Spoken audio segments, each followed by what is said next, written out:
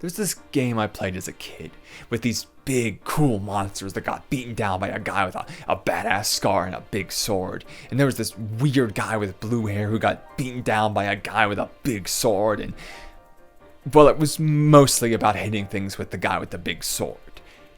This was my experience with Final Fantasy X at a young age, and probably yours as well. A game with an immense amount of story covering the inherent control of faith and the bastardization of desire, which I promptly ignored in an attempt to get Auron's overkill number to say 9,999.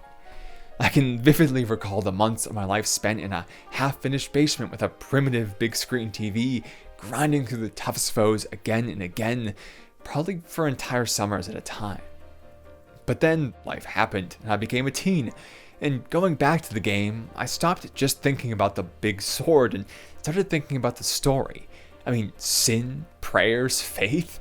It was a game about religion. As an edgy teen, that's kind of where I stopped. Just, oh man, this game's so cool, it's about fighting religion. But thankfully, I grew into a less edgy adult, and now, probably 20 years after I first played it, Final Fantasy X means even more to me than it ever has. Characters I once found lame now sit atop my list. Cutscenes I would leave the room during will make me cry, and I think I finally get it. It's not just swords, and it's not just beating down religion. It's about controlling the most fundamental human trait, desire. The chaos that such a thing causes, the fear of that chaos, the removal of it, and how a people can be made to willingly do so, accepting a 1,000-year stasis where the very definition of what it means to live has been bastardized. Generational bonds, living dreams, ultimate sacrifice, and I'm not even covering everything the game has to say today. It's a long one, and one I struggled heavily with across a few weeks, but I think it finally got there, and it's one I love. So listen to its story. This may be our last chance.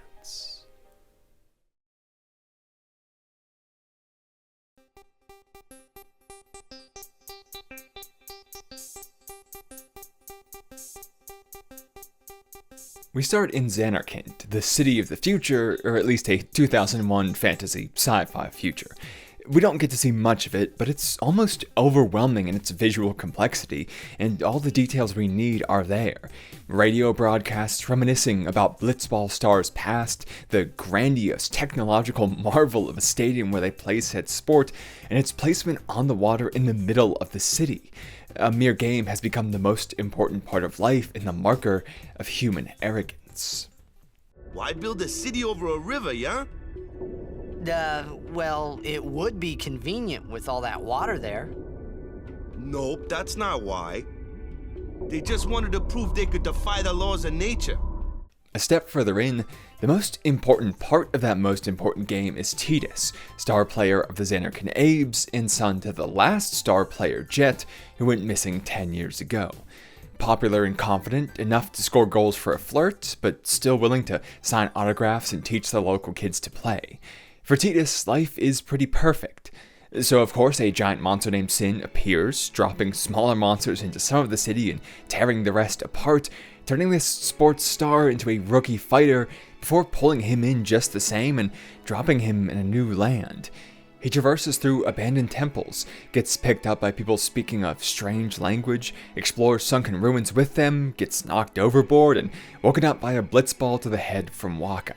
After nights of disarray, he's ecstatic to see his first link back home, the sport he loves so much, only to earn shocked looks when he mentions the Zanarkand Aeons.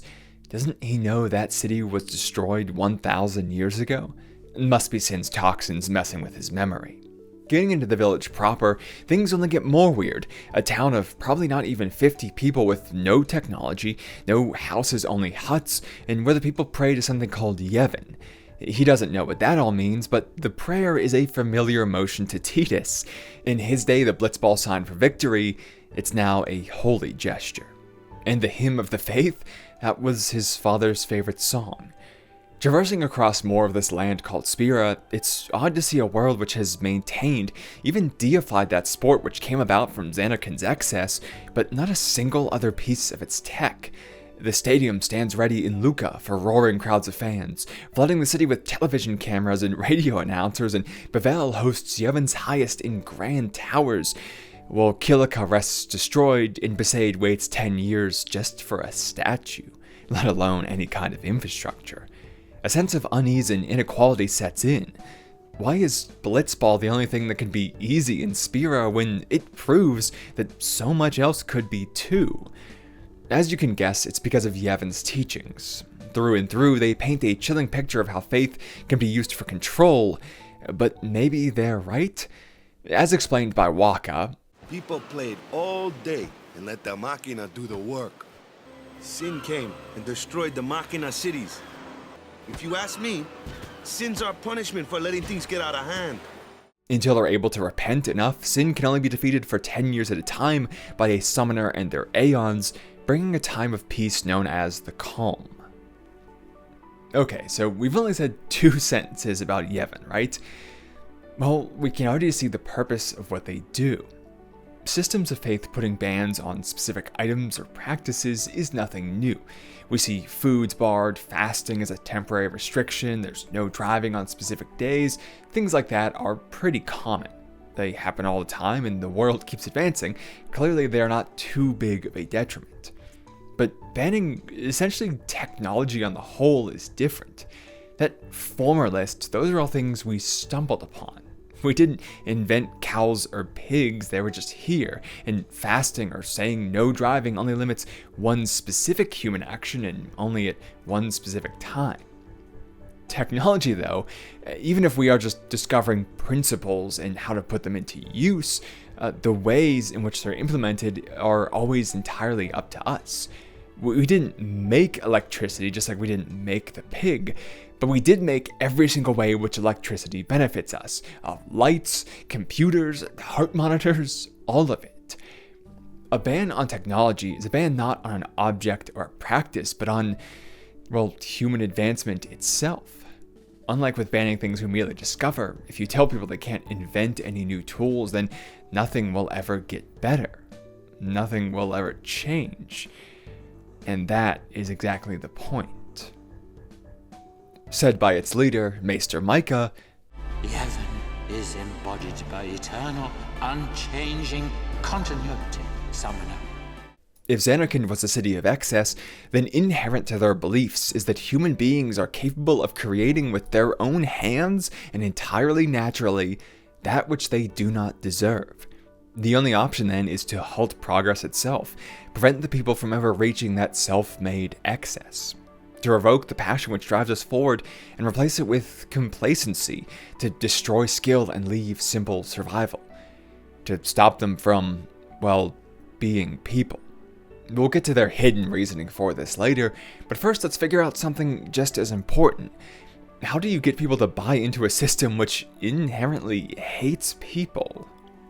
Because this isn't some fringe belief here on Besaid. The overwhelming majority of Spira are devout followers of Yevon. I mean, take Wakka, the most vocal supporter of the party, who buys into the idea that machina made people weak.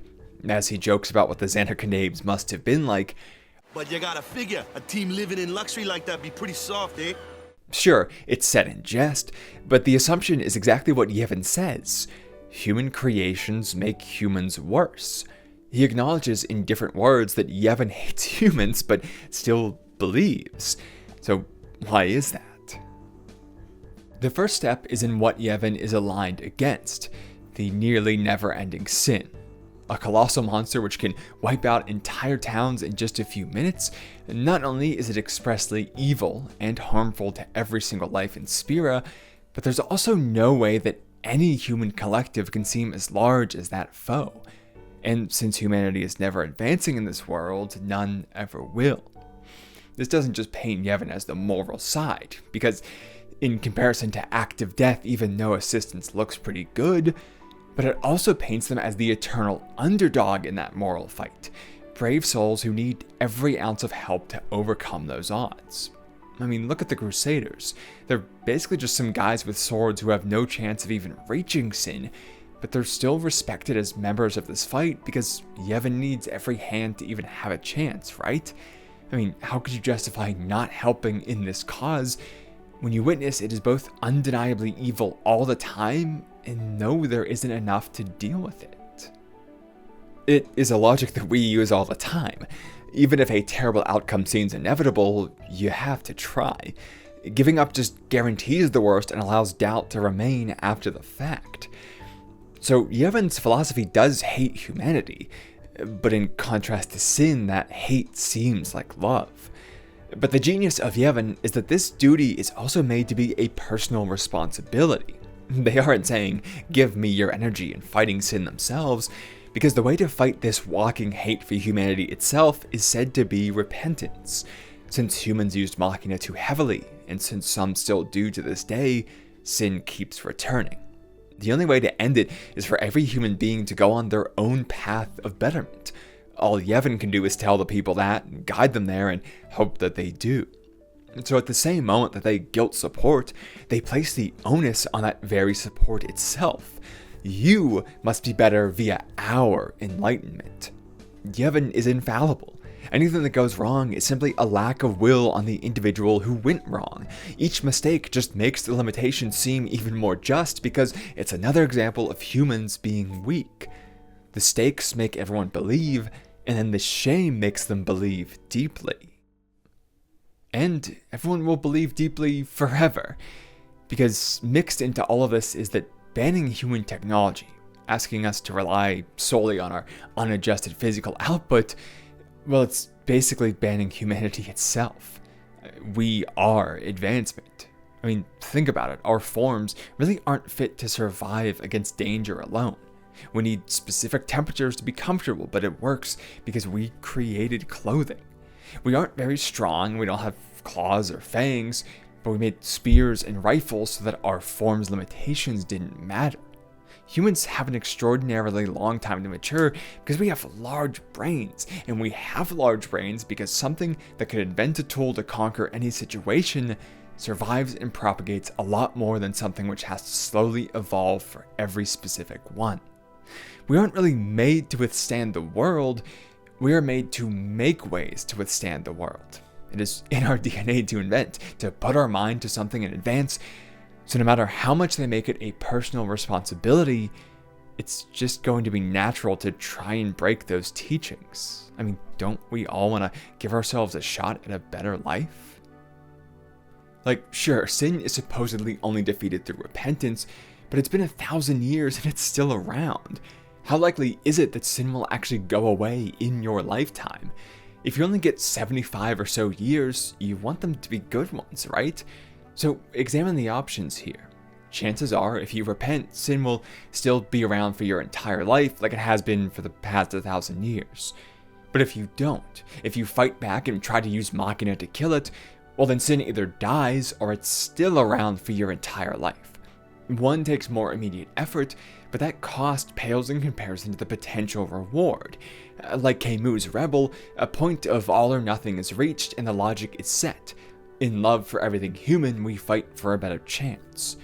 So, to recap all of Yevon so far, we have a system aligned against undeniable evil, with more help always needed. That help is personal responsibility, and the personal responsibility is to not do what people inherently do. In short, the teachings are expected to be broken, but this isn't a flaw, it's a feature. Look at the moment the game truly grips you in Operation Mihan, where exactly this happens. The Crusaders team up with the Bhed, a group comprising about 10% of Spira who still actively use machina, to try and lure in and then defeat sin with forbidden tech. To everyone's surprise, this is actually sponsored by Yevon, with 2 maesters, their highest ranks, overseeing the actions and providing their blessing. Yet behind closed doors, they explicitly say how doomed for failure it is. This plan won't work, you know that. We'll just let them dream a little longer. They actually want people to pick up the machina, because so long as machina are banned, they are also weak. What exists is done in secret by a small portion of the population, with a small portion of the past knowledge, and with little space to train or truly gain experience with these tools. Even if the Bhed raise an ancient airship during the events of the game, They admit they have no idea how it works, they're just happy that it did. Machina have existed in this world for over 1,000 years. If allowed, the people could be amazingly skilled with them. It wouldn't even take innovation, just study. But they're banned until the information stays dead and the results weak. Yevon knows this when they allow the use of Machina right here, purposefully ensuring these flaws so that the outcome will be total destruction. They never had a chance. Hundreds of lives are lost and everything is destroyed. The Machina become associated with failure and death and unnecessary risk, and new evidence is put to the cause as all of Yevon's faithful return, and all those who broke the teachings, the men they directed to do so, lie dead on a beach. It's a quite simple message that they set up. If you want to live, then first believe. But it's more than just fear for survival. As we said, this kind of breakage is the eternal nature. Look at how it changes the Crusaders. Before Mi'ihen, all transgression was so far behind their own lifespans that it felt detached, less meaningful as only a series of names they'd never known being lost.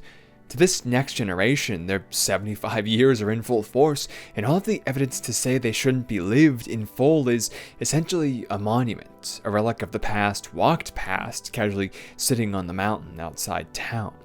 The transgression is so far away, so if they've lived pure, if they didn't do it, why are they suffering? Even for Wakka, whose brother Chapu died fighting Sin with a Machina weapon, doubt begins to creep in. What gets me though, is we gotta suffer because of what some goofballs did way back when. Of course, we must always repent for our sins. That's important. It's just that it's hard to keep at it sometimes, you know? Yes, he transgressed, but is one person's choice really damnation for the whole species? But now, with Mi'ihen, the monument has come alive and expanded. People these Crusaders knew and loved like Luzu die horrible deaths, blinded by their aspirations of advancement into foregoing the teachings and making the evidence modern. This is exactly what Gata, Luzu's closest comrade, must feel as he cries out on the beach. Was his ambition worth this? They used to say sin could never be defeated, content to repent rather than push forward, but he got caught up, selfish, and desired to be on the front lines, making a change, defeating sin instead of minimizing the impact. Maybe exactly because Tidus questioned him, this outside perspective making it painfully obvious how flawed the mindset of eternity is. Kept away from the front lines, he was lucky to be the one held back, unable to express those childish desires to always want more, ones that his friend became dust for following. He returns to Besaid broken, likely never saying this but serving as the example. That once energetic boy who sought to change the world is now silent and solemn, alone in his pain, a scarecrow for ambition. Sin has been modernized, pain refreshed. No longer is it names in a book, it's friends dead in the present day, dead because of these people's actions. As they say, we turned our backs on the teachings and cast away our faith. This is our just reward. That change right there is exactly why Yevon sponsors this operation. The cause goes from feeling like a relic to becoming the most shameful modernity. So long as they open the release valve on that eternal human expression every now and then to this carefully crafted end, Yevon's justification will be just as eternal as that nature.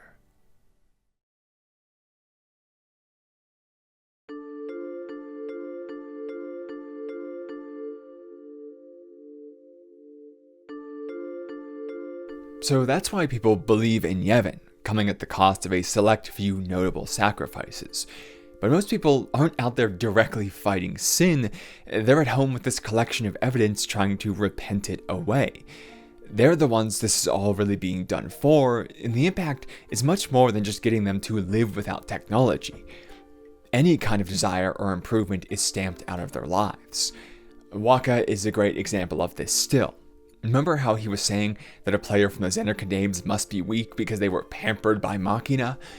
Well, it's actually the opposite. Tidus is fantastic. Like, surprised look, can you do that again levels of fantastic. And he's so fantastic exactly because of the Machina.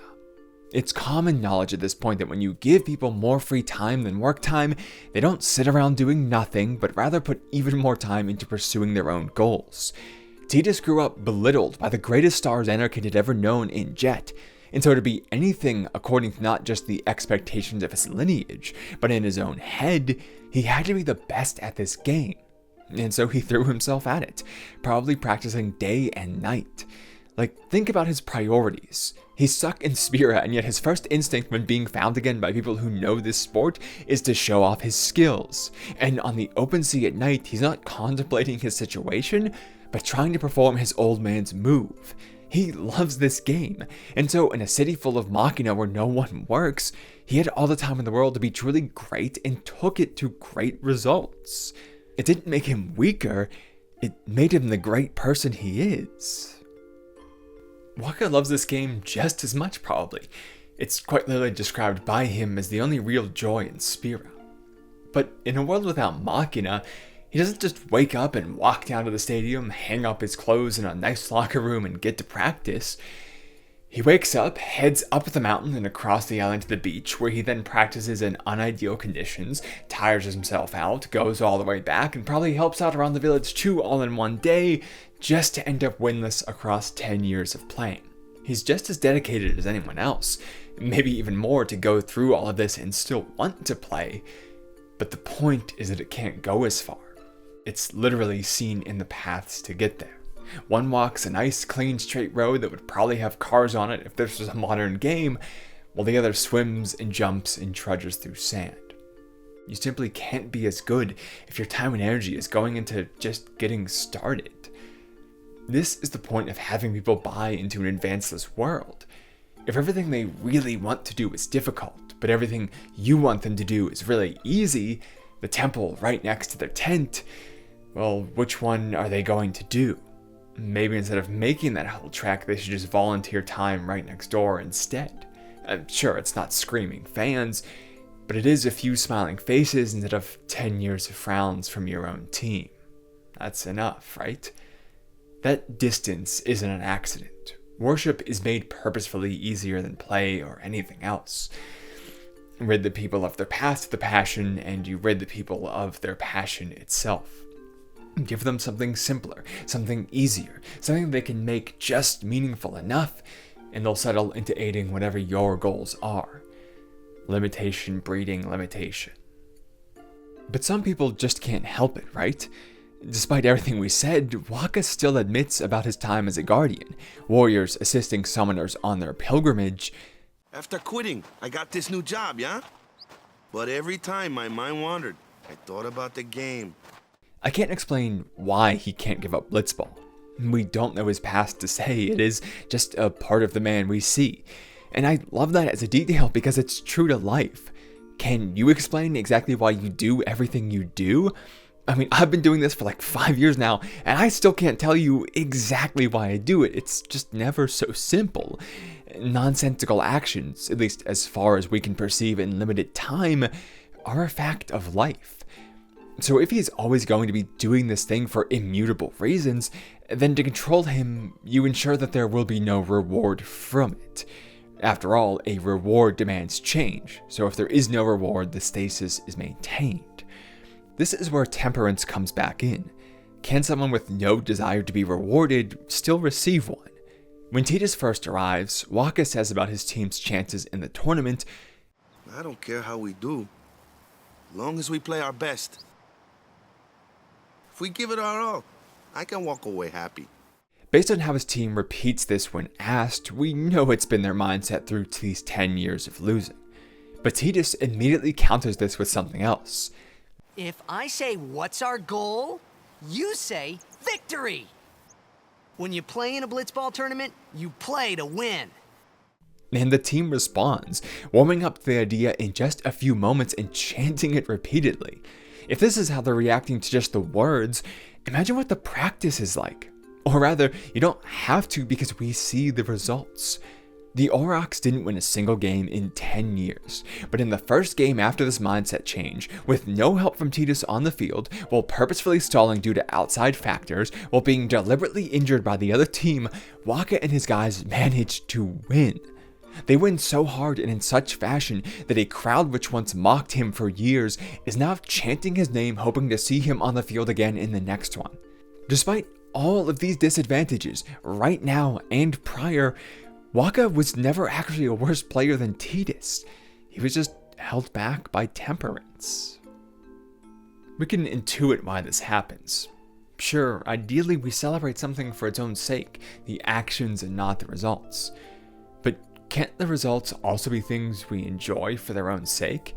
Like, cheering fans feels good for you, and that idea of being valued due to your output will taint the craft. But you can also enjoy cheering fans because it means they're happy, because you're having a positive impact on their day. You can enjoy a big trophy because of ego, or because it will prove to your kid that someone from their town has done something great, so they could too. While the results can often be selfish things, they don't need to be. But Yevon makes results at all seem selfish because results drive action. What's going to push someone to work harder? Loving a game, or loving a game and making fans cheer and inspiring their town? With results included, there's that much more behind the action you're taking, and so you have that much more justification to try, that much more motivation to fight through the exhaustion, as Wakka did to play through the pain. The people were literally asking him to do so. That's not just his will out there, it's the entire crowd's. And even if a little bit of that is the selfish desire to be special, does that have to be a bad thing? If you desire a selfish reward, but it's from something you also just enjoy for its own sake outside of that, well, once again, that's just more drive to see that thing through. All the selfishness is doing is ensuring that you fulfill your most inherent desires, that you work your hardest at something good. In killing those drives, demonizing them as what makes sin return, what makes people like Luzu die, Yevon keeps the most passionate at the lowest rungs and secures their stasis. Because even if someone loves something with all their heart, nothing will come of it to keep them pushing forward. And to back this all up, there is actually one time where the reward is allowed to be celebrated and desired: the summoners and their guardians. Let's examine the situation with Yuna and Tidus' fathers, Braska and Jet, as well as Auron. Setting out on a pilgrimage some 10 years ago, they weren't exactly popular men. Braska describes himself as a fallen summoner because he married an all-bed and was outcast for it. Auron was disgraced for refusing marriage to an official's daughter, and Jet is a drunkard claiming he's from a 1,000 years past version of Spira's Holy Land. They literally pick him out of jail and take him with them, knowing very little about him. Yeah, Braska might say they're leaving early to avoid goodbyes, but the real reason is that there are no goodbyes to be had. And yet, you would never know this looking at the rest of the game, where every single name in this group is stated with the utmost honor. Statues of Braska exist in every temple, and people praise him to Yuna even as they probably thought good riddance when he left. Auron is so respected that the entire group makes him the leader immediately, even though he calls himself Legendary Guardian. I was just a boy. A boy about your age, actually. I wanted to change the world too, but I changed nothing. And Jet, drunk, mean Jet, is talked about as one of the greatest guardians ever, in direct contrast to the memories we see of him from Tidus. For defeating sin, they become entirely forgiven, past transgressions whitewashed and names immortalized. The trick here is that Yevon doesn't actually rid the world of desires and excess, but rather keeps it on simmer for these specific moments. When the summoner defeats sin, parades are thrown and people dance in the streets. The celebration probably goes on for days as they prepare for a 10-year calm. And everything they feel the need to normally press down, that joy and desire, is finally expressed right here, and there's no fear of retribution for doing so. This has become their entire sense of desire, these temporary events which lead to no results since sin simply returns anew. And since that is true, since this is the one and only time they can cut loose, who's going to say, aren't those the guys we all hated before they left, and spoil the fun? No one. This is a once-in-a-generation release. They're going to purposely forget everything bad about them. Everyone who knew forgets, everyone who didn't know never knows, And suddenly men who Yevon hated are remembered as the most faithful and dedicated of all. Only the most devout have the stuff to be great men, after all. Excess and ambition does exist in this world. It simply only exists along this exact path. This path which is carefully controlled and which can only lead to temporary change. One to be celebrated. Remember, those inherent drives we sometimes can't explain? Well, welcome to Yevon, friend. That's their most intelligent act. You can't remove humanity from humanity, really. But you can carefully direct it, slowly persuade everyone that there is only one correct expression, take everything which should make us advance, and lead it right into the control that prevents them from doing so. It feeds an idea of look, never do, which is just as key. You still can't have everyone wishing to be great after all. If that's the case, then no one is special and the system fails. For some people, this is all just a distraction. And while that exists with the summoners for sure, it's easier to see with blitzball. I mean, sports are sort of like a little simulation of life itself. The conflict of trying to rise above and be the best is given definitive form and shape. The structure of teams simplifies sides, with complicating factors like betrayal removed. The narratives write themselves through a ranking system, inherent underdogs and upsets, all while having no question as to who's the best when a tournament ends. They're a more satisfying process of life itself, where effort feels plainly rewarded and advancement is simple. And spectating that, well, I'll just let a maester of Yevon say it for me. Let us, the spectators, play our role accordingly. Our role. These teams, associated with towns with specific identities, they make us feel like we play some sort of part, the voices inspiring them from the stands or behind the scenes calling for change. We look at the team and say, that's the spirit of our town, the way we live put to the field. We get pulled in and feel like a part of the game itself. But that's what's important. At the end of the day, it is just a game, entertainment, a closed system which doesn't actually advance anything because it's just a made-up structure of organizations and nonsense rules. Like, they don't exist, we created them.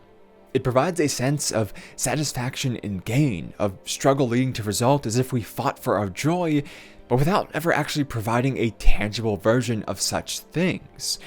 Used maliciously, these games simulate life so that we don't have to live it ourselves. Those with ambition enough to break through, that is ones who would never have listened anyway, like the famous asshole Luca goers, simply become tools to give everyone else a reason not to do so. I mean, sure, you might not make it to the next calm, but there's always a tournament to look forward to around the corner, some distraction for a bit of hope right now, and then to rob your time then, just keeping sin all the more eternal when no one feels a need to live their own life since the screen does it for them. It's easier to watch than to do. It's the same with summoners. Why do it when someone else can simulate the experience of greatness for you and you get to party in all the aftermath? Once again, you can't remove humanity from humanity, really. People can't actually live with no reward. So you give them the easiest possible reward that will never lead to anything.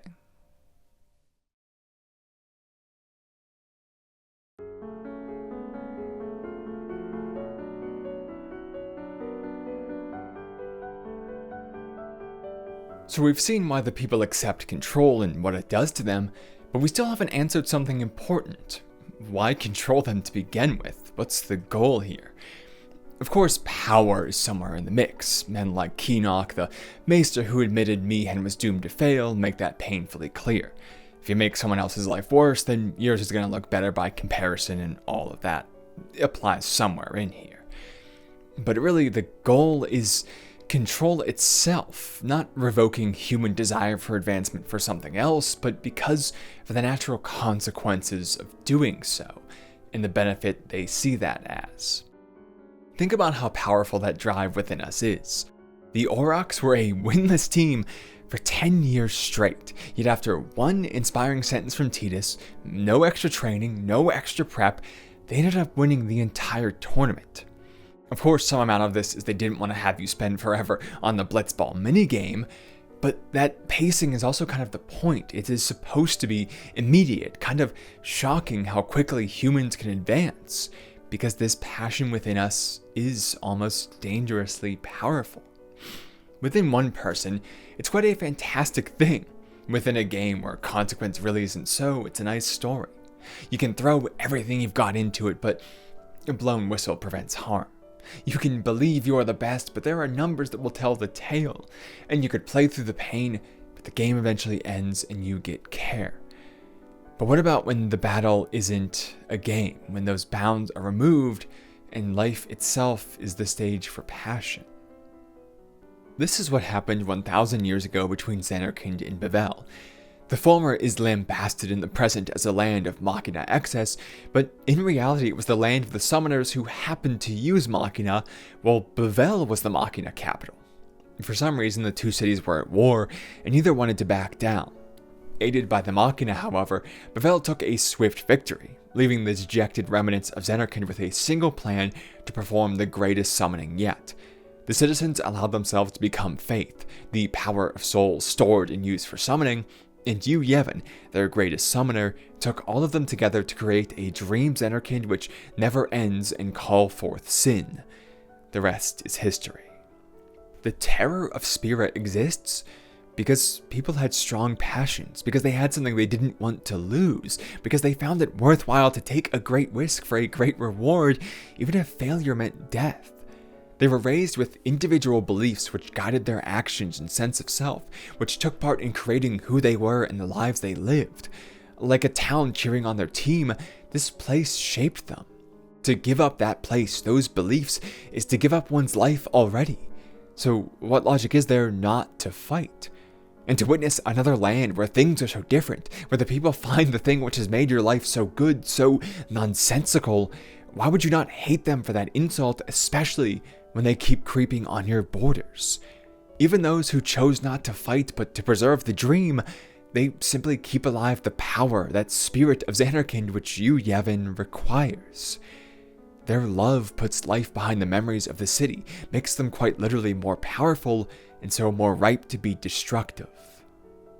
Sin is passion itself, the rage of one man who was unwilling to let that which destroyed all he cared for off the hook, the last-minute rush to the goal to win the game at all odds.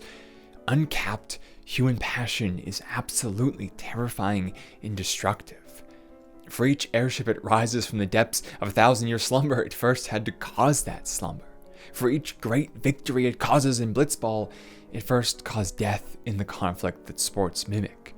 So long as humans desire, advance, love, conflict will arise, contrasts between selves raised under different banners, unable to explain why they want what they do, but pushed by our limited existences to seek it out anyway. As Wakka and Riku fight over, Sin was born because people use machina. You got proof? Show me proof. It's in Yevon's teaching. Well, not that you know. Well, then you tell me. Where did sin come from, huh? I don't know. neither knows, but both are still compelled to act anyway, compelled to justify the lives they've lived.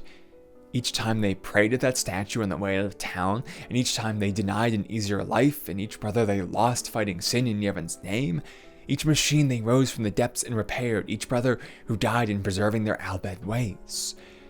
We are mangled messes of motivations and experiences, compared to the rest and wondering how valid we are. The future becomes an attempt to justify the past, to prove that one hasn't wasted this precious, small amount of time, and the more we live, the more this becomes true. We experience first, and then we create the logic for what we experienced. For if we don't, then what was our life for? Each day enhances our belief, which precedes reason. Passion is nonsense leading to conflict, the illogical nature of human desire. In fear of this destructive potential, Yevon takes control, unites all wills under a single banner so that conflict dies out, so that importance can't drive risk. Yes, it means that there will never be a city like Zanarkand where the people flourish so naturally, but it also means there will never be another destruction of Zanarkand, where what people loved so dearly is crushed before their eyes. Rather than a wild swing from love to hate, they simply have the gray in between. A safe middle where you don't want anything because you don't know what there is to want. Think about Wakka's decision between being a guardian and playing blitzball, between his duty and his passion. It leads to wasted years of his life where he's between choices and unable to fully commit to either, exhausting himself trying to do both. He fails his team and his summoners alike.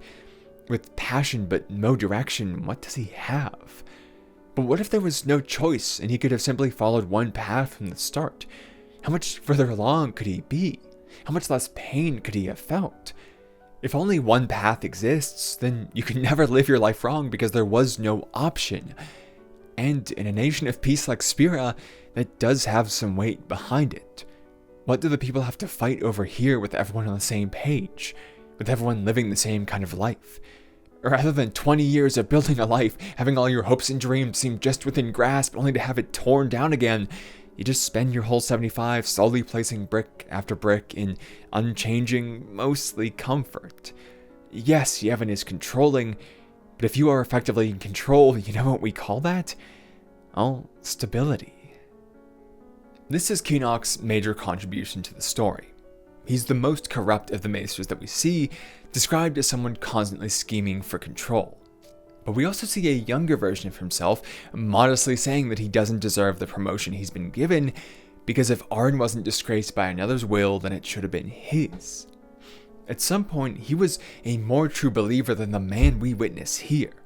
Rising up through the ranks, he gets closer and closer to people who know the game, closer and closer to the forbidden machina they keep for themselves in comfortable lives, and contradiction sets in. Has it all been a lie? And they do seem like hypocrites, but I think that's too simple. They know that human desire can't truly be removed, but that it can only be directed. So giving the maesters access to forbidden technology, that's not really just for me, not for thee. That's giving them their reward for being mature enough to enact peace upon the people. Their fulfillment for showing that they can be trusted not to let human advancement destroy the world. They perform operations like Mayhem, organizing even the most desperate groups such as the Crusaders and the Bhed into a united front. Yes, one which dies, but one which galvanizes belief into the hardest steel, unshaken by even sin itself. In understanding desire and providing a painless one, a choiceless and eternal one, they get their own reward to live the kind of life which would lead to conflict if it were made general. By knowing the principle, they can be trusted to do this. What is the alternative for a young man thrust into these ranks? To cry foul about its lies and destabilize a nation which has gone 1,000 years without the kind of destructive war that once tore it apart? To revoke the belief that guides people's lives, throwing them into chaos and uncertainty just as Wakka and Yuna are when Yevon casts them out for fighting Seymour? How they shake their heads in disbelief, wondering how they're supposed to live life now, what each past moment was for. Do you tell the truth and place this on the people? Keenock must have seen this and understood it. Hell, he's even willing to kill Auron, the man he once respected so much, to see this lie through. Once Yevon exists, it must be eternal. To do otherwise is to give up on its own logic.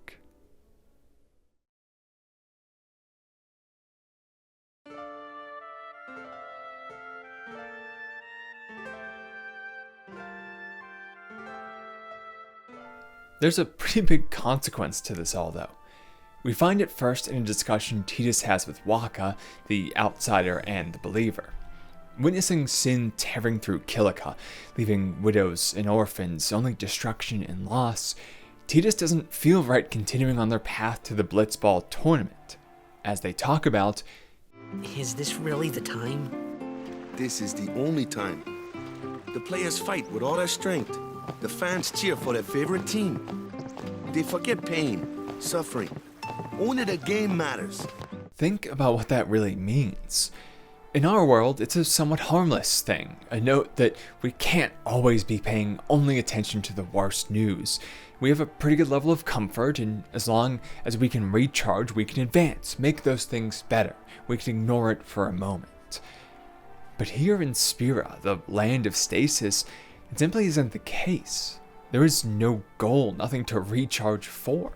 What's being said isn't that people need hope in a bad time, but that the bad time is so inevitable that nothing should be done about it. most effective path is simply to forget it.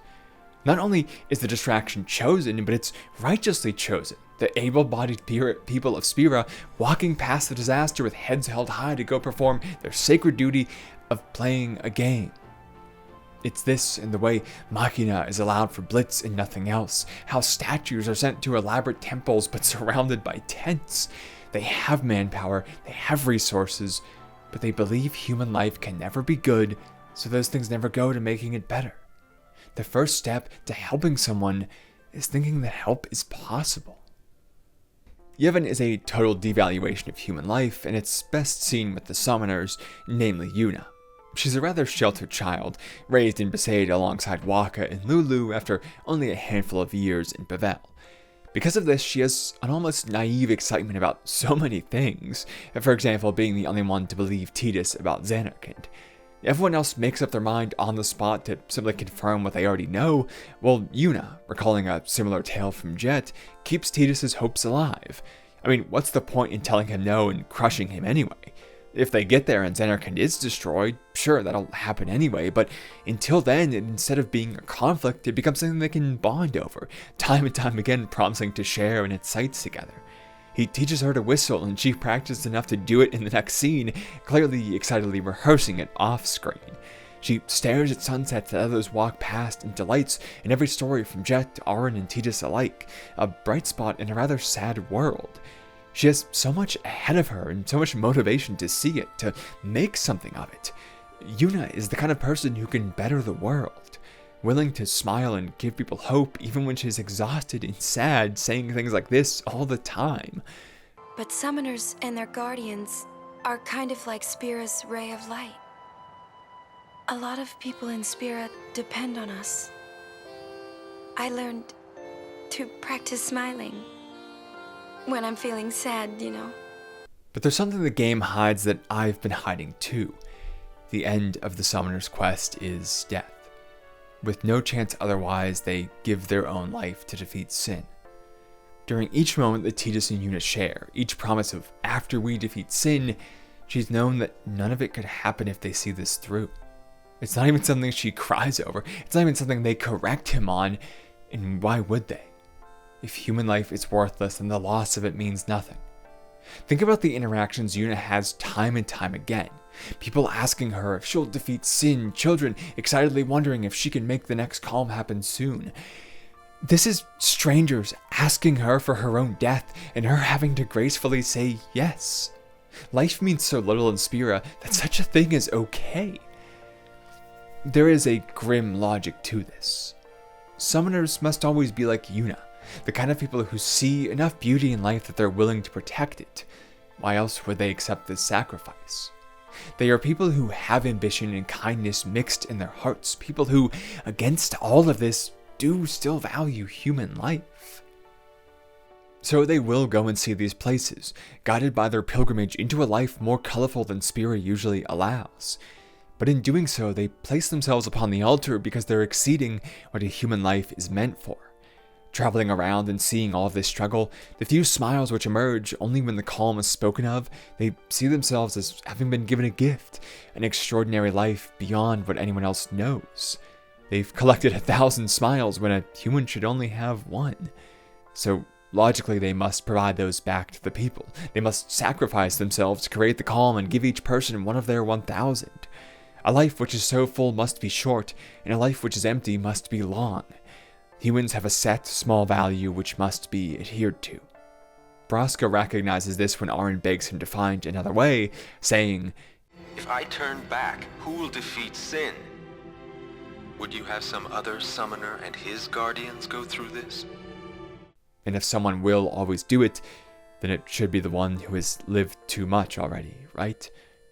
Because the desire to improve doesn't truly go away, a consequence of everyone believing that life can never be improved is that people just end up willing to throw themselves in the way of another's pain. One of the most heartbreaking lines to remember from early on is when Yuna excitedly asks Tidus, Do you think I can become High Summoner? And being delighted when he says, sure she can. Being delighted that he says she's worth dying for others. Human life is worth so little, pain so inevitable, that the greatest honor one can have is throwing themselves in front of it for everyone else. That if it means nothing anyway, then you may as well die for someone else to keep living longer. That is the one place where it is actually more meaningful to die for someone instead of living for them. Spira has bastardized that concept because life isn't allowed to mean anything, because death is celebrated, because death leads to parades. But does it even really matter? Think about how the summoners are treated. Yes, the people say they're respected, but when they're stuck in the closer trials, it's seen as heresy to go and help, even if it could save their life. Instead of receiving any help from Yevon, they assemble their own parties, left to make the trek through dangerous lands while the stadium in Luca is protected by the Crusaders. And the tale of their pilgrimage, Mount Gagazet, is littered with the graves of summoners past, so many dying in this lonely land that could have surely been helped across with Yevon. They're trying to help the people, but the people aren't helping them. And why would they when life is inherently endless pain? Why would they engage with reality at all when the game is so much sweeter? If the logic for help doesn't exist, then you can't help the summoners. The more life is believed to be worthless, the less it can ever work itself out from being so, as the few people who see its beauty sacrifice themselves in hope, only to become a symbol for further stasis. Keep that word, hope, in mind. We'll be returning to what that and the summoners really mean later. This all leads to only one place, Seymour. Summoners and blitzball, the celebrations which are allowed in their name, these things serve many purposes, but the most important is distraction. Distraction from what we've been slowly getting into here, the inevitable end of Yevon's logic. If you truly follow it to its end, the idea that life is worthless and suffering is inherent, that nothing can or should change, what else do you reach but death as a grace? Death is just the moment we stop changing, so it's basically just like life in Spira already, but it's even better because in death there is no pain.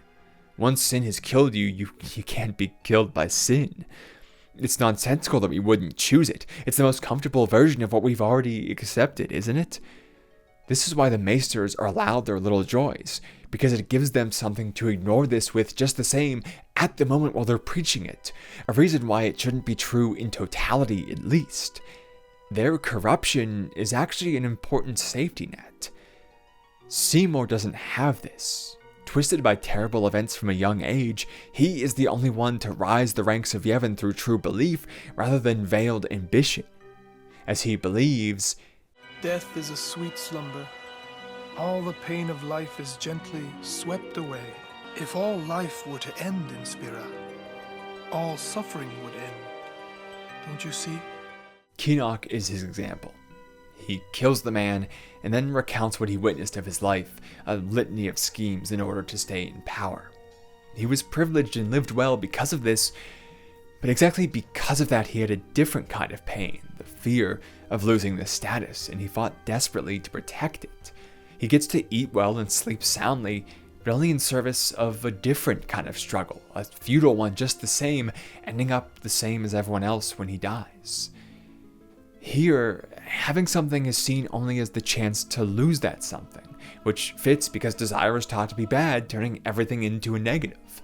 A good life in this world is just a different kind of pain, and so even a good life should die, shouldn't it? In the purity of his belief, Seymour killing Keenock is an act of kindness. He is free from the inherent, desperate, and pointless struggle of life. What's even more terrifying is that this exact same logic justifies Seymour to take whatever action necessary to impart this kindness on Spira. If life is so worthless and sacrifice is the only true good, then why should he care for himself in this process? You fight him 4 separate times because he truly believes that it's worth fighting through even death to see this through, and the last time doing so literally inside of sin as he hopes to merge with it. He openly admits that it might take him thousands of years to do to gain control of it, and that seems like madness. But it's only madness if we value life, because an eternity of struggle means nothing to a life which is already worthless. For him, there isn't even a cost associated with his desire. It is logical and pure. Without Yuna and her guardians, he would have succeeded too. Spira would have ended. According to their teachings, he's the only one who makes the most sense, and they've provided him with everything he needs to justify into eternity the death of the entire species. Taken to its natural result, this is Yevon. And this is why there's such an odd relationship with blitzball. For as much as it's part of the point, it's also a requirement. You can't run this system without a distraction, because free to truly think it over, people would reach the inevitable conclusion: why should I live? They take the sign for victory as their prayer, because the game is how their victory is achieved. It's almost insulting. Each time the people pray, they express the fact that a simple game has ruled their entire lives.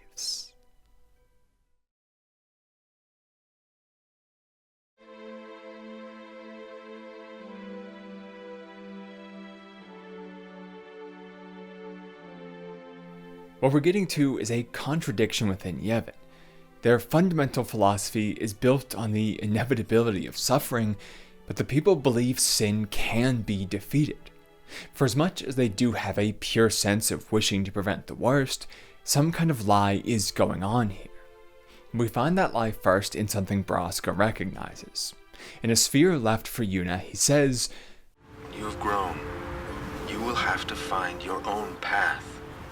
Do what you must do the way you want to do it." It's nondescript and isn't directly discouraging her from being a summoner, but it also kind of is, right? It's said with the knowledge that people will always relate her to her father, thank her for him, creating a sense of obligation, one we directly witness. Yuna says this is her choice, but just as Tidus was drawn to be as good as his father, won't she be the same? I mean, if everyone keeps coming up to her and saying how great he is, it places her firmly in his shadow. Is all she's worth thanks for her father? To be something, she has to be a summoner. And once she's started, how can she stop? I mean, they directly say most people would never forgive a summoner who abandoned their path. So what kind of choice is this? It isn't. But Braska's sacrifice only means something if it is a choice. If the people after him live, if the daughter he loved so much doesn't have to do the same. He makes this calm world for her, so what's the point if she doesn't get to live in it? If his life becomes the absence of sin, he can still be with his daughter in a way, but if sin returns, then he fades away too. With maintenance as the actual goal, this makes no sense, because nothing truly improves on a large scale, but there's still a cost, the loss of a parent, a sibling, a life which should have experienced more. Sacrifice only makes sense when it is a choice, not an inevitability. And this is exactly why he does it. Sin always comes back. It comes back after the calm, every time. The cycle will continue and your deaths will mean nothing. But there's always a chance it won't come back this time. It's worth trying. As we hinted at, the summoners are the most celebrated by Yevon, but the least adherent to their actual philosophy. They move forward with change in mind. Yevon says sin will fade one day, but they also say that this can't be achieved through anything but total acceptance of the current situation, and they mean for people not to really desire sin's end. Everyone who fights him ideally should do so without actually believing it will lead anywhere. But that's just not how humans work, as Braska's words show. He doesn't do it because it's his duty, because he believes a single 10-year period is worthwhile. He does it because maybe, just maybe, this time sin won't come back, and you won't know unless you try. Because that's a proper calculation. That's what a human life is worth, not maintenance, but gain. To embrace one's death means trading that human spirit to move forward for a calculated burst of it right now, and nothing else can make that make sense. Think of the journey that he had to take to get there, across all of Spira, empty plains, desolate ruins, frozen mountains, each one full of dangerous fiends and with no real help. No one does this without the idea it will be worthwhile, without the idea that exactly because they did it, their kids will never have to. Hope, not despair, is the basis of the summoner's decision. Hope is the nonsensical idea that despite 100 sacrifices prior and no evidence to the contrary, yours will be the one that puts an end to it. Hope is to believe in a future that you could never see, but that you believe could exist anyway.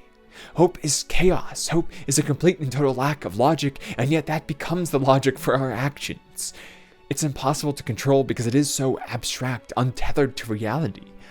And this is why Yevon tries so hard to stop it. Not just because importance leads us to conflict, but because to have hope necessitates having risk, embracing the unknown, our greatest fear, in hopes of conquering it. And this is where Yevon lies. They allow the people a path to hope while deep down holding the certainty for themselves. Sin cannot be defeated with the means they provide. Each time the final Aeon defeats it, the man inside of Sin, that you Yevon from all those years ago, merges with the final Aeon and becomes Sin once again. And unknown up until the moment it is crafted, the summoners must turn one of their own guardians into a faith for said final Aeon, a second sacrifice required for all the stasis. This horrific truth is another reason why the journey is so grueling, so final. It allows only the most driven, the most willing to break from the core of Yevon and act in hope and succeed, because only that kind of person with hope in their heart could make such a terrible choice. And then once they do, they're removed from the world along with their witnesses and celebrated as a tool for maintenance instead. Paradoxically, those who have the most love for humanity are used to disrespect it the most, to lie to it, and to lie to it for an insulting reason. As explained by Yuna and Wakka, the original summoner who defeated Sin all those years ago and now presides over the process of granting the final Aeon, hope is comforting. It allows us to accept fate, however tragic it might be. Without hope, they would drown in their sorrow. They believe that if humanity knew the truth, we would curl up and die, everyone willing to become their own Seymours. But how can that be when we've just witnessed the summoner's journey? How can that be when they themselves preside over Mihen, where people with nothing more than swords charged at Sin itself? They knew they would be going to their deaths. It is openly acknowledged when Auron says about Luzu going to fight, "The man has already chosen his path, as you did when you became a summoner." But they did it anyway because that's what we do. We accept no inevitability even as we recognize it. The issue is exactly what we said earlier, that they purposefully make their attempts weak and then tell the people it was wrong to do so. They prevent them from moving forward and then claim that as evidence that they never could have, as if this were Huxley's nightmare of pleasure. But the truth is that the people could both make Zanarkand and then survive after it. That if the people could create Sin, then they could do anything. They could resist any odds. Yevon has confused its results for its causes, a consequence of so much stasis. And when you keep things like this for so long, the lines blur. And like anyone else, the future becomes a justification for the past. In their warped minds, Yevon just assumes they are human nature. The answer to all of this is found in Tidus' rejection of the final summoning, this exchange right here. If you want everything, you'll end up with nothing. But I want everything! Now you're being childish. I give up. So what would an adult do then? They know they can just throw away a summoner, then they can do whatever they like. I love how childishly it's worded for such a dramatic scene, because it is of course rooted in youthful desire, a time when the only thing driving us is the want for more. But as we age, as we come into conflict with others and fail to get what we want, we learn to temper that, to be more selective about when and what we want and more careful about getting it. It is not something gained, but something instilled in us at the very start which is slowly lost over time. It is fundamentally human then, and for better or worse, justly or unjustly, it is robbed from us. I think it's a mix of both. Life is inherently an act of limitation, and in a functional society, we can't have everything. But we can't have everything which is important to us. The unjust part is that the latter is true, but never allowed because of systems like Yevon which steal our efforts as their own. In a quest for power, for certainty, they overly limit. Moving forward, all of these words should be listened to with that context in mind. What we're speaking about strictly is the unjust tempering of desire, not tempering of desire on the whole. But moving forward, we understand why Yevon is afraid of desire.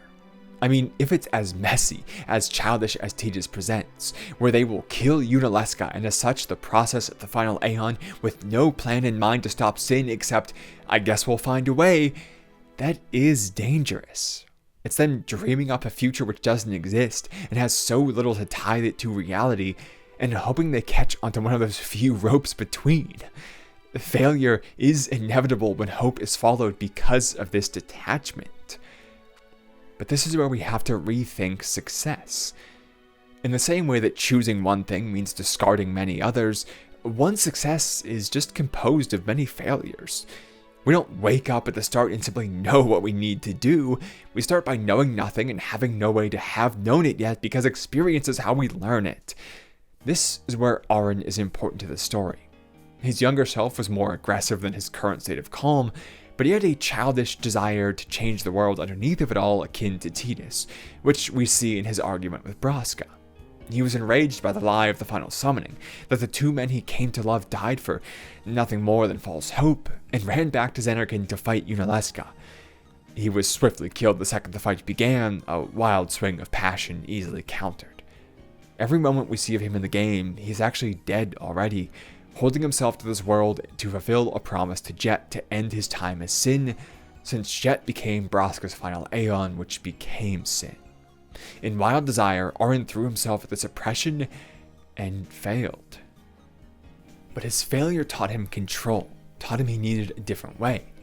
And because he's dead, he was able to travel to Tidus' Zanarkand and bring him here, to guide him on this journey against Auron's past mistakes, and craft him and the party into the kind of people who would be able to defeat Yuna instead, to try and do so before their numbers shrank like his did.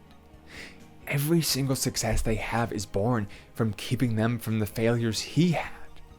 This is what success is, running out of ways to fail. That's the process of living. You try and fail, but now you know to do something different because it didn't work. And you do something else towards the same goal and you still fail. But now you know two things to do or to not do the next time you're trying. And failure after failure after failure eventually limits you down to success. Over the course of time, of course, we can begin to intuit what will and won't work, and that's knowledge, but this never emerges spontaneously. Knowledge is powerful, but it is just categorized and understood experience first. This is acknowledged when Tidus follows up once and everything with this additional statement. This is my story. It'll go the way I want it, or I'll end it here. Those words mean embracing the risk. He desires something, and its success may only be found in first failing. He can fight for his story to go how he wants, but exactly by doing so it may end. And in doing so with Auron's words, the man who told him so long ago, "This is your story," he draws a line between his life and the others. Yes, it is what he desires, but it is his desire built upon Auron's, built upon whoever motivated Auron first, and so on. Bits and pieces from everyone. He is taking the torch which was passed to him, because this is how we alleviate failure. If we act as a group, pass on our ideas, and make ourselves important to each other, then our stories don't entirely end with us, but rather they become the exposition in someone else's. Auron is not the hero, but the hero doesn't exist without him either. With this, we can move past our fear of failure, because so long as someone succeeds down the line, then our will is carried through, a part of us helping to have crafted something more beautiful. So long as we never give in to fear and keep trying, then success will become the inevitable option, and the lives behind it will be respected in full. By embracing that our story might end, they become more endless than we could ever make them, and we partake in the duty of human advancement. Think about the past, potentially 100 final summonings across these 1,000 years. Sure, the first time it's intimidating to go in not knowing what your results will be, but if you've accepted death anyway, why accept it for such a minimal reward? If each of these 100 summoners tried some different way to defeat sin, then they would be 100 failures closer to success. 100 pattern-finding opportunities to use knowledge to exclude even more. Without Yevon saying this was the only way, there probably would have been efforts to find a true one and have actually permanently defeated sin by this point. This calculation is paradoxically why we have to embrace not knowing. In that Wakka and Riku argument we played earlier, the most important thing which is said is, I don't know, but still desiring the result anyway. Sure, saying because you haven't said so is more certain, but do we really want certainty when the next word following is death? If choices are certain destruction or uncertain survival, then shouldn't we embrace the latter? Certainty has no value of its own, only in what it's paired with. He makes fun of her for saying, I don't know, as if that's a bad thing, when that's the most reasonable thing a person can do. When you say, I don't know, you make it possible to actually learn instead of just accepting. You embrace the potential for failure in hopes of a greater future. I don't know is the most hopeful statement. Does this still have some pain to it? Of course it does. We want everything, but life is limited, and so we can never actually have everything. Our desires will always outpace our actions. But that's exactly why we move forward no matter what, because they are outpacing that, because there's always something to want. That's exactly why they rush at sin, even without a plan, until the main cast actually succeeds in getting inside and killing it, ending the cycle that was once inevitable, even though they didn't know it was going to happen. Does this mean that life will always include pain? Of course. But that doesn't mean pain is the point. It means that pain is simply a consequence of the much greater necessary action of life, to always want more. We will want forever, we will want endlessly, and we'll give away desire and we'll simply replace it with a new one. We'll see what we don't have and foolishly forget what we do, we'll make mistakes and be hurt and all of that. But what would the point be if it wasn't endless? What would matter if we got to a certain point and found out, well, now I know, or just decided, actually right here is good? That's exactly how you end up with Spira and not with Zanarkand. You can't have the desire to move forward up until a point. It is either always there or it is never there. If we wish to desire at all, we must desire to the bitter end. Yevon claimed to be all about the actions and not the results, but moving forward is how we truly achieve such a thing, each step ahead revealing two more in the distance. We will never know, but we will never stop trying to know. This is where we circle back to the beginning and discuss Machina once more. As human advancement itself, they also include all of this detail, namely passing our desire on to the future. Humans are fragile, weak, soft, and squishy, and vulnerable to so many things. We are short-sighted and prone to mistakes, with memories which are shaky at best to remember experience turned knowledge. We fall into our nonsense, and we are deeply flawed every single day. But machines, our creations, are an attempt to fix these flaws. They have parts that wear down, but which can be replaced, designs which can be kept and replicated. They are based on definitive, long-standing principles of knowledge which exist outside of us, and they can always be improved and adapted in solid ways. Unlike a life which starts from nothing and improves, but inevitably ends in nothing just the same, a machine starts from nothing and keeps going, surviving long past its inventor to turn into something they could have never even imagined. Human creations which lack human qualities, they are continuous and having no essence but what we use them for. In their repetitive motions, they are tools of human advancement itself, a way to preserve our knowledge and our will and allow a greater expression of it in the future for all after us. Machines, like every tool before them, like books, like language, they are about preserving and passing on our very lives. Yes, they can be used wrong, but they also must be used if we want to be human. This is expressed in how sin is defeated for good, not all summoning and not all machina, but a mix of both, the concrete used to facilitate the abstract, human machines empowering human souls. The airship blows a hole in sin, but only after using its speakers to broadcast the hymn which the entire nation sings to calm sin down. And once it does, it flies inside, and a group of humans take care of the rest by exhausting every Aeon until you, Yevon, has nothing left to ever exist within. With all the faith dead, sin is dead too. Tools used for the sake of being tools are pointless and likely evil.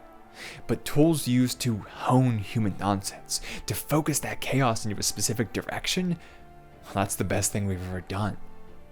The important thing is that we don't lose sight of that balance. We must never improve just because we think improvement is good. We must improve because improvement keeps the essence of humanity itself alive in soulless forms, only respected when we use them right.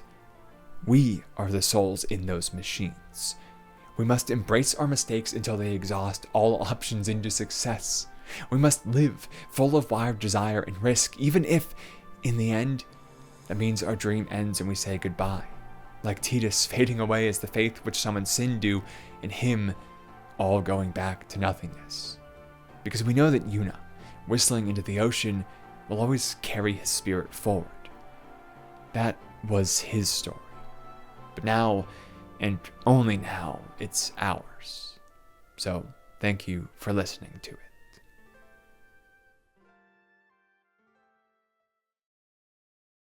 And that will wrap things up for this one. I'm actually slightly lightheaded from how long I was reading. Would you believe I actually cut things from the script? This is not everything I have to say about Final Fantasy X. I think this might be followed up sometime soon enough with a video about generations. Like I think Vinland Saga has 2 pairs of father-son relationships. Final Fantasy X has 2 pairs of parental and child relationships. And I think it gives me an excuse to talk about Something Wicked This Way Comes, which I read a bit ago and has like an interesting take on that with like a kind of a 2-sided jealousy which exists between generations that I think would be interesting to go back and explore. So I'm probably gonna have to reread that to fit it in, but keep an eye out for that. I think that's gonna be an interesting one, and we'll probably have some tearful personal stories in there if I had to guess how speaking about my lineage has gone thus far in my my vaguely career of speaking to the internet. But Final Fantasy X, man, God, this game has been with me for so long. I've probably purchased this game like 3 times by now, just because you have it for the PlayStation 2, your parents get rid of the PlayStation 2, you have it for the PlayStation 3, your brother leaves the PlayStation 3 at his girlfriend's house when he leaves in the middle of the night because she was weird and kind of manipulative. Just this whole series of like, you lose the thing that was on and have to get it again.